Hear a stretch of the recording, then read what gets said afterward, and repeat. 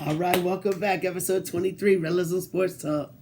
Glad to see y'all checking it out. Appreciate y'all tuning in. Of course, we're going to jumpstart everything with the NBA. The NBA is looking good. I'll tell you what, it's doing a whole lot better than what I thought it was going to do. This bubble seems to be working. I don't know why other sports are not picking it up, other than hockey. I will give hockey some love, because you won't hear a lot of hockey talk from me until maybe the playoffs, something like that. But yeah, the NBA, man, it's looking like, as long as people ain't gonna be knuckleheads out here, I think it's gonna work. The biggest part about the whole thing to me is that the superstars are playing, and the next thing is that it looks hard on TV because they're playing so hard. Like the first games that we saw on opening night, I know we a couple days into it now, but opening night games were intense. I can't even remember the last time that I felt like I was hyped to see a regular season game like that. Start with my Lakers. They had a big win over the Clippers. It was kind of a messy game, a lot of turnovers, things like that, but you expect those kind of things. But the thing I liked about it was the intensity. Both teams wanted to win. Both teams played like it was game 7. You know what I mean? It didn't matter about crowd noise. Didn't matter about home court. Didn't matter about nothing else. It was, I want to win. I want to show you I can win. And all these Clipper fans talking about, well, we didn't have our bench players, and we didn't have this one. We didn't have that one. Freaking when. I don't want to hear about it, because we didn't have Rondo, and we didn't have Avery Bradley. I mean, it's just a whole bunch of messes. You know, man, play with who you got. I'm tired of hearing about it. You know what I mean? You might have had Montrezl Harrell, and you might have had this person and this person, but maybe they would have took some of the shots away from Paul George because he was on fire. So yeah, I'll let you get some of those players back and tell Paul George to stop shooting the ball now. That's what I'm saying. Shoot. The next game, the Bucks dismantled the Celtics. And I've been on the record saying I think Lakers Celtics finals. But I'll tell you what, man. Them Bucks, and especially Giannis, I'm just saying, man. I mean, maybe it is that. I don't know. I mean, the Bucks, they just looking good.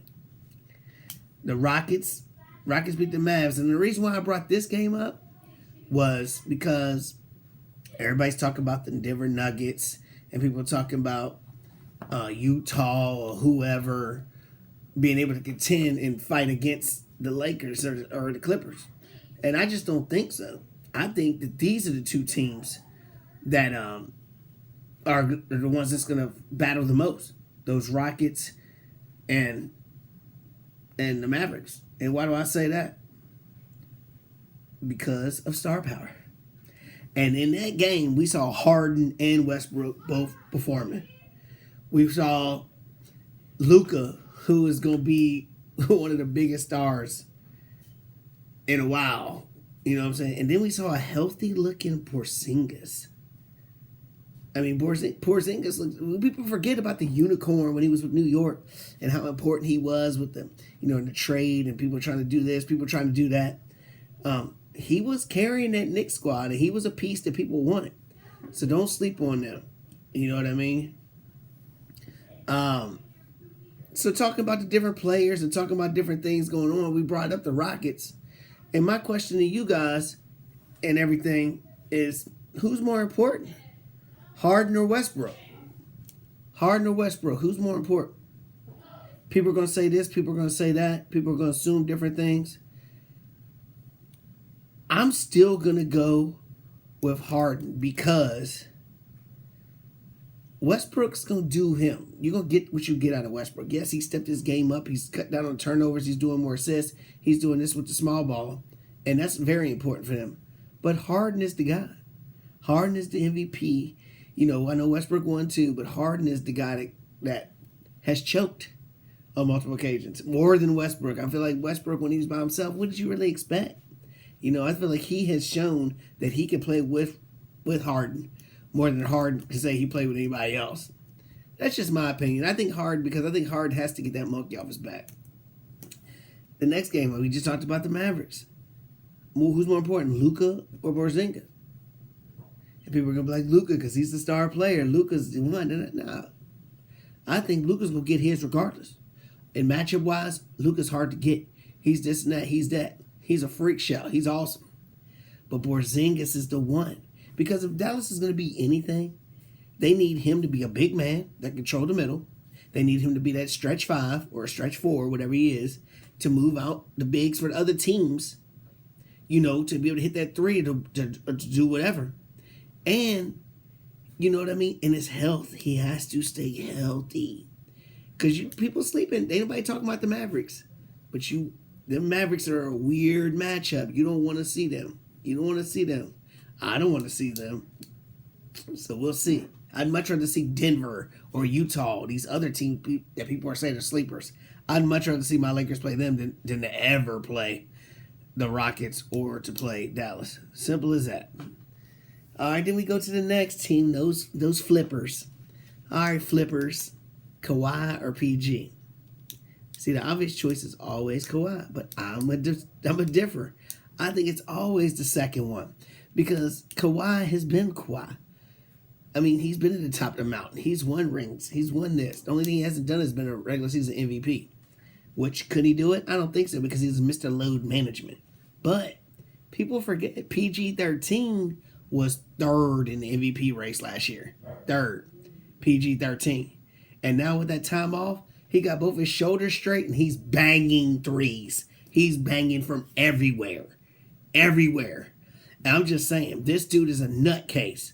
And I'm a PG fan. If anybody knows me, I'm PG. I was devastated when he didn't come to the Lakers. Devastated. PG was my favorite player. After Kobe, of course. I mean, don't get it twisted. But you know what I'm saying? He locked up LeBron. He's done things. I mean, if you can lock him up.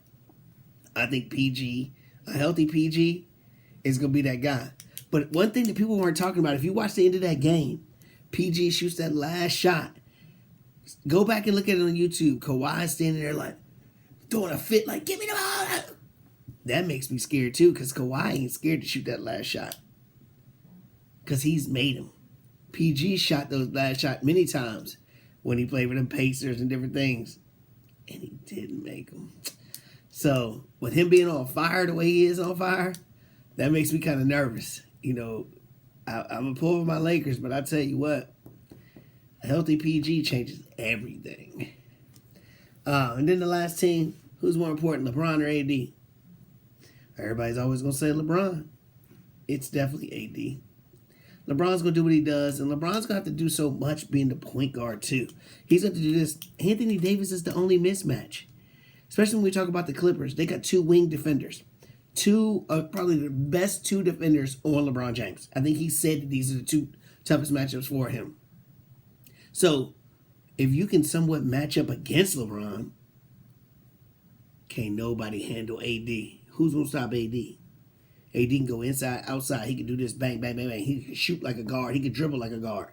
He has to look at them and say, yo, I'm going to be the alpha on this team, and I'm going to do it. And if you look at the categories, scoring and all that kind of stuff, it's kind of funny. You'll be surprised that you see AD leads the teams, not LeBron.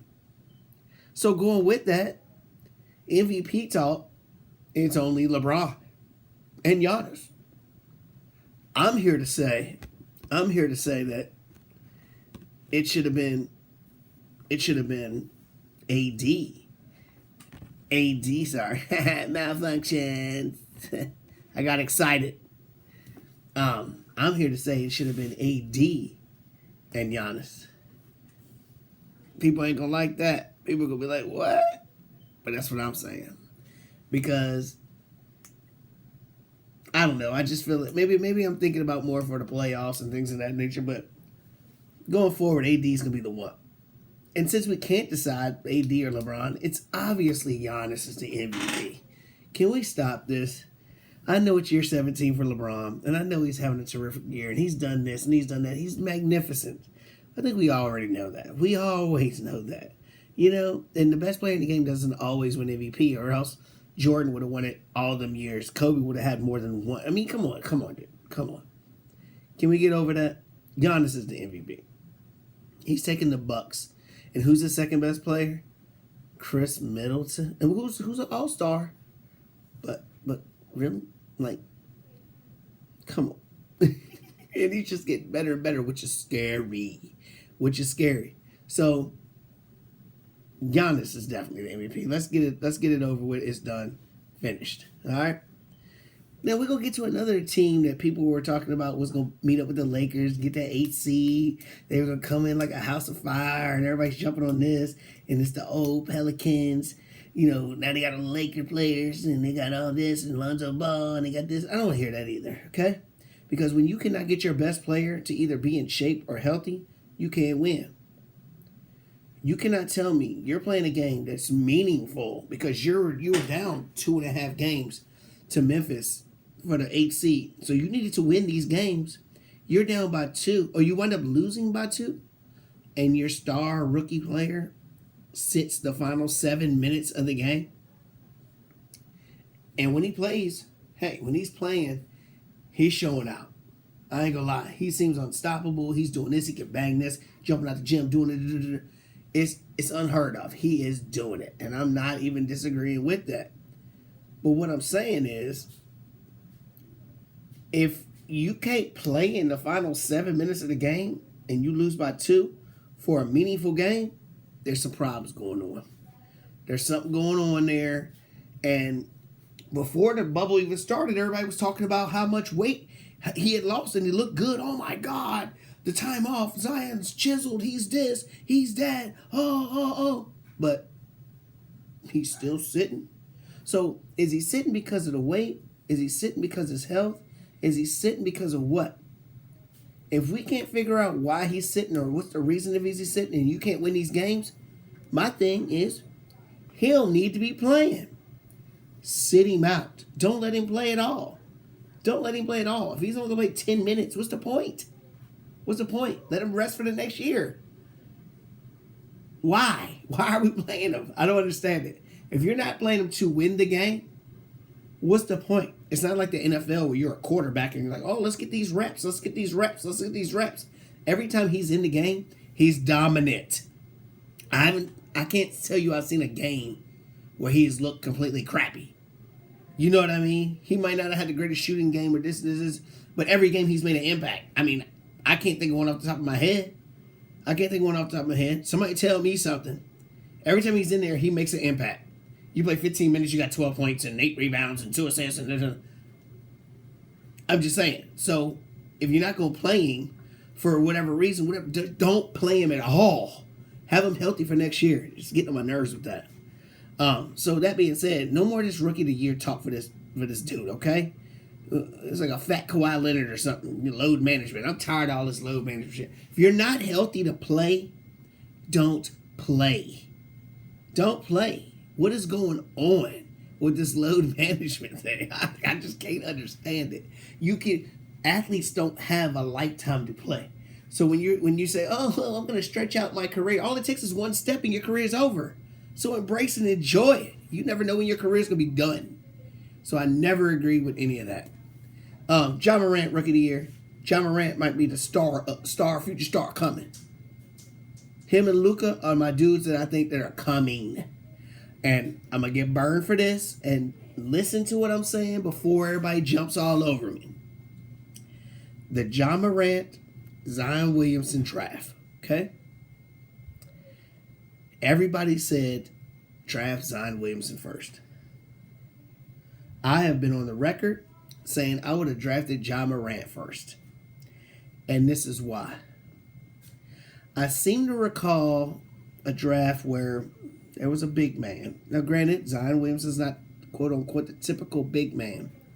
But there was a big man, and then there was a number 2 pick who was a lanky kind of dude, scorer, that played at Texas. I think his name was Durant. Kevin Durant. And he was the number 2 pick. Okay? The number 1 pick was Greg Oden, who was a freak. Nobody could stop him in college. He was this, he was that. But, he had some health issues. He didn't know if he could stay healthy or not. But when he was healthy, he was dominant. Now, I'm not comparing Zion Williamson to Greg Oden. I'm not doing that because Zion Williamson's head and shoulders 1,000 times better than Greg Oden.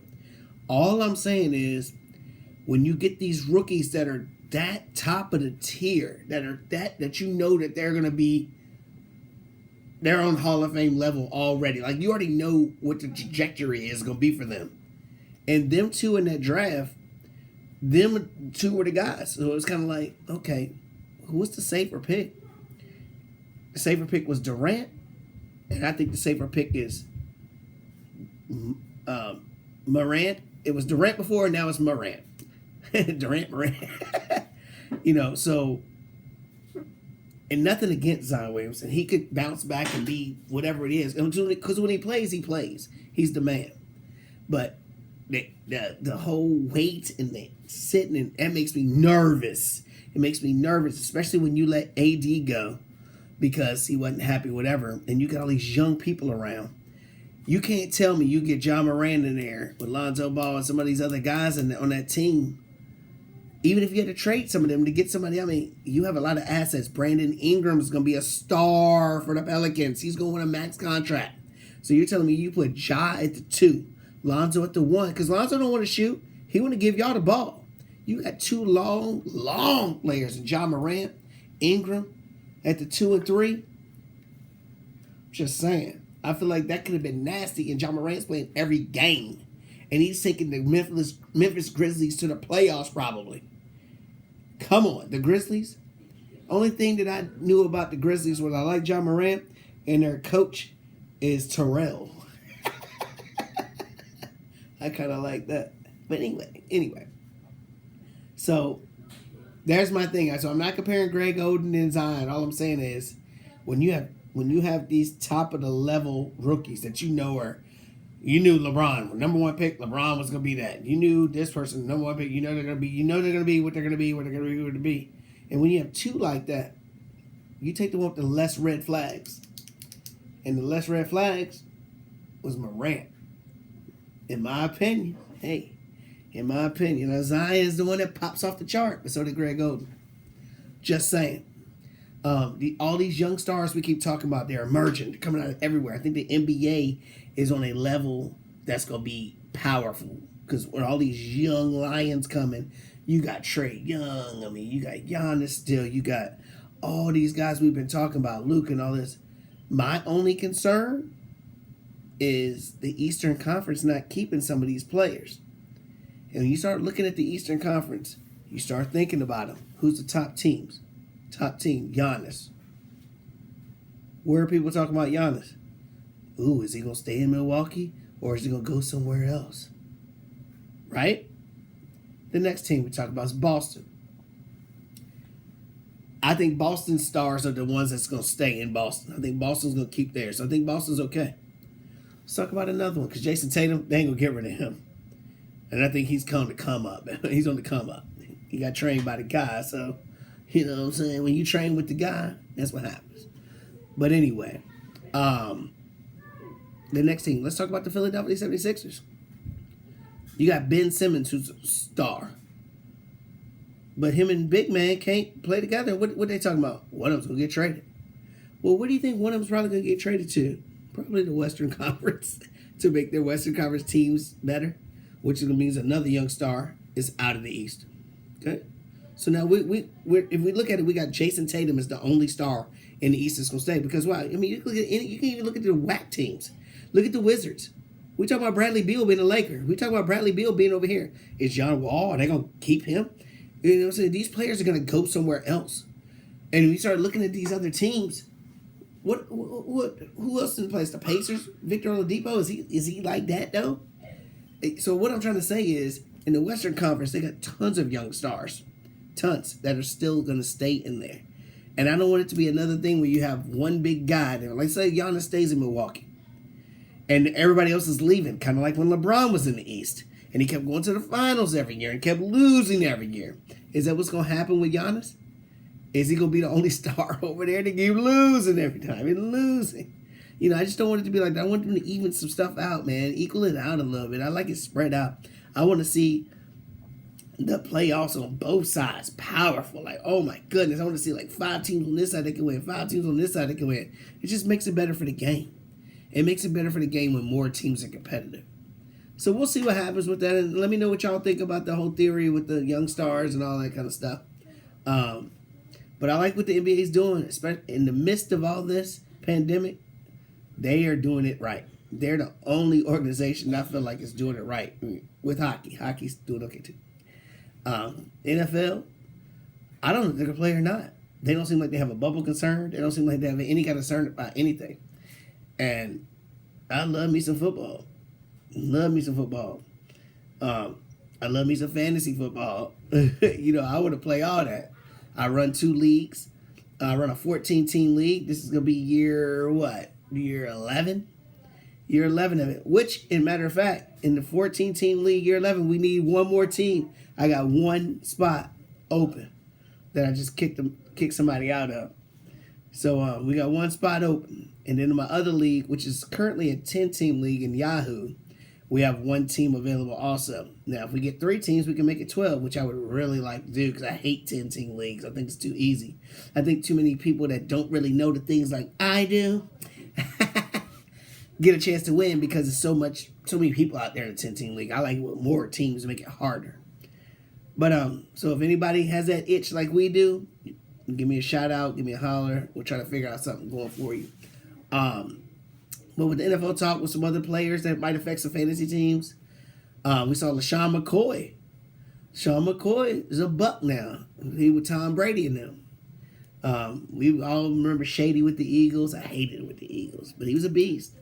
He was a beast with Buffalo. He got a ring last year. What? I just thought about that. LeSean McCoy got a ring being with the Chiefs. What? Hey, that's right. Is he out here ring chasing? Am I gonna call you John Sally? You gonna start being on teams trying to get a ring? But now he's with Tom Brady, so now he's trying to win another one. But the biggest thing is he gonna impact anything? Would he affect the fantasy team? Would he affect the real team? Ronald Jones is slated to be the starter, but he's been slated to be the starter the past 2 years. And what's Ronald Jones doing? So I don't know if he's gonna have an impact yet. It sucks not having preseason because you can kind of see who's doing what's going on, but. Is he worth a pick? Yeah, he's worth a pick back in the back 8 to 12 rounds. That's what I'm looking at, unless I hear some other things. But we'll see. And then another guy that's people should we talk about, should we not, is Antonio Brown. Finally got some words on Antonio Brown. Finally. Okay? Suspended 8 games. Is he worth a pickup now? Is he worth a pickup after the first game so you don't have to guarantee any money? Or is he worth a pickup later on after that? Now, you got to remember 8 games. He's suspended 8 games. It's half the year. So, if you pick him up before the season, you got to give him some kind of guarantee. If you wait till game 1 and then you say whatever, but then you're initially making 9 games that you don't have him. So that's the risk of it. That's the risk of it all. And honestly, I think a team that knows that they're going to be good or knows that they should be good in the playoffs, and that might be an issue, Seattle. But not that Seattle needs them. I mean, Lockett and DK Metcalf. But I don't know why. I just think Seattle is that team. Or it's going to be a team has full of riches. It's like Kansas City. They're going to go out there and be like, yeah, we'll get him. I'll tell you who need to get him. Nah, not my Redskins. Sorry. Not the Washington football team. We are the joke of the league all the time. It's so ridiculous. I don't know. So what's your thoughts about AB? Who should somebody make him up? Should somebody not make him up? Who would be a good fit? Let me know about the fantasy. Let me know what y'all think about these young things and what's going on with the NBA, MVP, who's this, who's more valuable. Because I'm nervous about baseball. I feel like baseball's dropping the ball, and I don't know if baseball's going to make it. So we'll see. But, yeah, let me know. Thank y'all for tuning in. Check it out. I'm trying to set it up for Zoom so we can have some big debates where I can have groups of people on here. We can debate all kinds of different topics. Anybody interested in that, give me a shout out. Hit me up, DM me, message me, do something. I'm going to get this rolling again. Thanks a lot, though. Relatives of Sports Talk. Yeah.